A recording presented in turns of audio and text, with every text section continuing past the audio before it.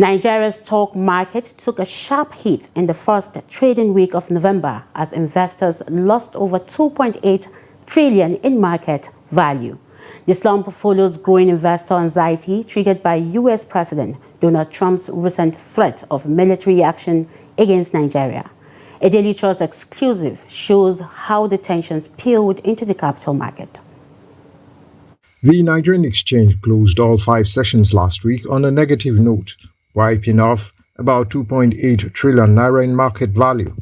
The sell-off began on Monday, the first trading day after President Donald Trump's invasion threat, when the all-share index fell by 0.25%, bringing market capitalization down to 97.58 trillion naira. Losses deepened throughout the week. By Tuesday, investors had shed over 611 billion naira. By Wednesday, another 1.3 trillion naira was wiped out. Trading closed in the red on Thursday and Friday as investors dumped stocks across banking, oil, and consumer goods sectors.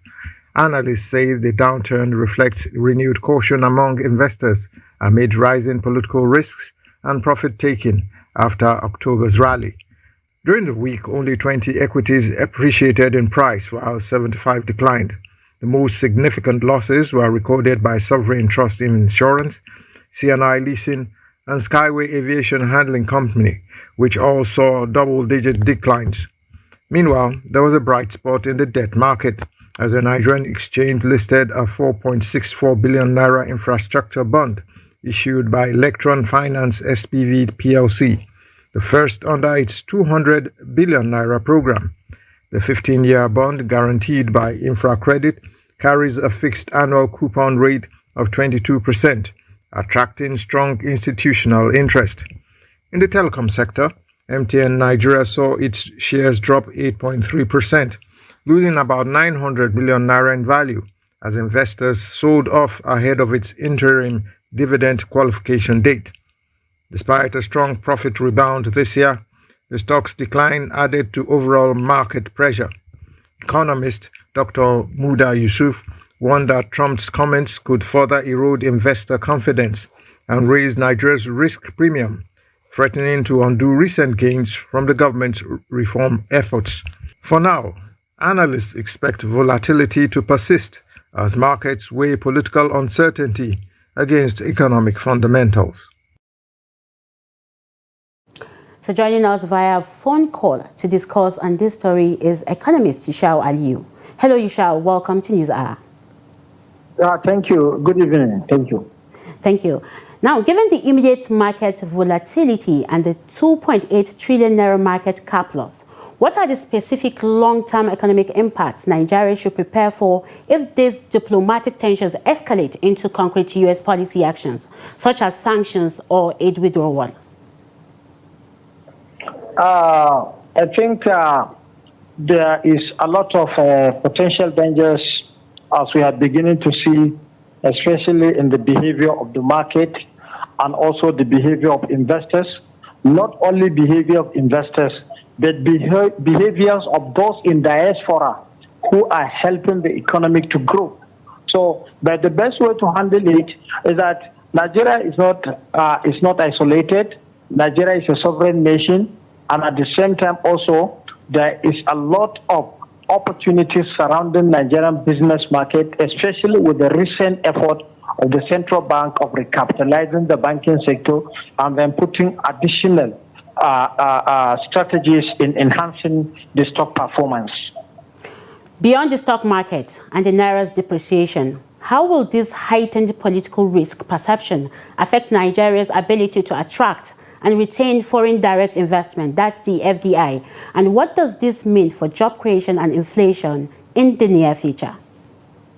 It all depends on the efficiency of our political decisions because Nigeria will remain a role player in West Africa sub-region, and Nigeria will continue to also give leadership in different aspects of investment in Africa, especially the recent development in oil and gas. But however, this threat can only last in the short term, because the world is beginning to understand the ramifications surrounding the threat. But Nigeria as an entity can have better foreign policy. Especially, Nigeria has to fasten the appointment of ambassadors, because investors that are scattered around the globe are not concentrated in one region. They are concentrated probably in Asia and part of Middle East.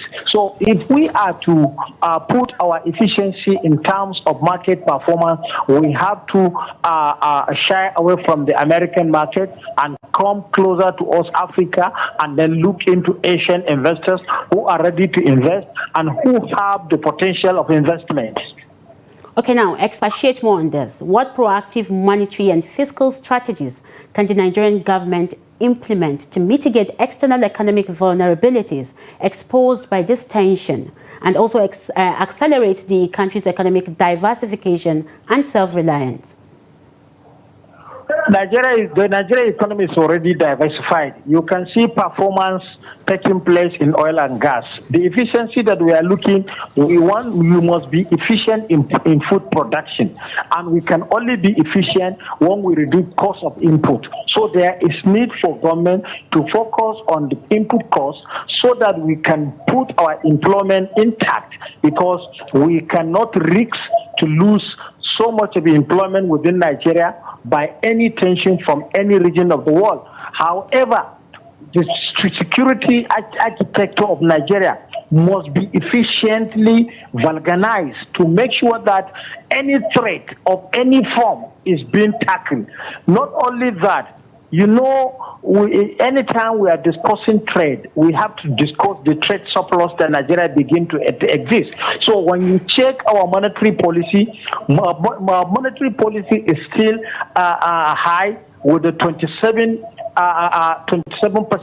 MPR is still high, but we can assist Naira by bringing in more investors by FDI, as you rightly mentioned. But what I am emphasizing is that in trying to attract more FDIs, our attention should not just concentrate in the American market. We have better potentials, and we have to exhaust our capacity within BRICS. I know the Nigerian membership in BRICS is what the Americans will never be happy, but if we can strengthen our effort in BRICS alone, we can attract the right FDIs, and that can facilitate better fiscal and monetary policy that can enhance the performance of Nigerian economy beyond 4.2% GDP growth. All right. Thank you, Yusha Aliyu, for joining us on News Hour tonight. Thank you very much, Mariam. Thank you.